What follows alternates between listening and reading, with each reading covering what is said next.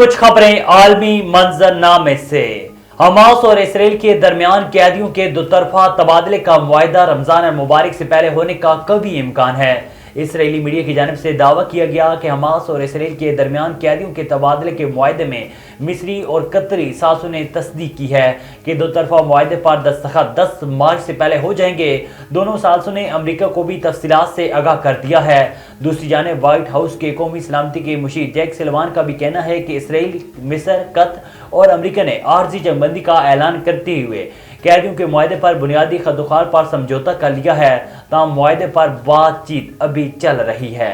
मोदी सरकार के नफरत अंगेज नजरिए पर तनकीद करने वाले माहिर तालीम को भारत में दाखिले से रोक दिया गया। भारत में इल्मी आज़ादी और बीजेपी नजरियात पर तनकीद करने वाले स्कॉलर्स के साथ नारवा बर्ताव जारी है। कश्मीरी पंडित माहिर तालीम प्रोफेसर नताशा कंवल को भारत में दाखिले से रोककर एयरपोर्ट से वापस बरतानिया भेज दिया गया। अमरीकी ओहदेदारान के मुताबिक व्हाइट हाउस गजा की पट्टी पर अमरीकी फौजी तैयारों के जरिए इमदाद पहुंचाने के इम्कानात पर गौर कर रहा है। अरब मीडिया के मुताबिक फिजाई रास्ते से इमदाद पहुंचाने पर गौर जमीनी रास्ते से इमदाद पहुंचाने में दुश्वारी और इमदादी अमल के सुस्त रवि की वजह से किया जा रहा है। अमरीकी ओहदेदारान ने कहा है कि इस इक़दाम के लिए सदर जो बाइडन की इंतजामी के मुताले में गजा, खासतौर पर शुमाली गजा की पट्टी में लोगों तक इमदाद पहुंचाना है, जहां फाकाकुशी का खतरा बढ़ता जा रहा है।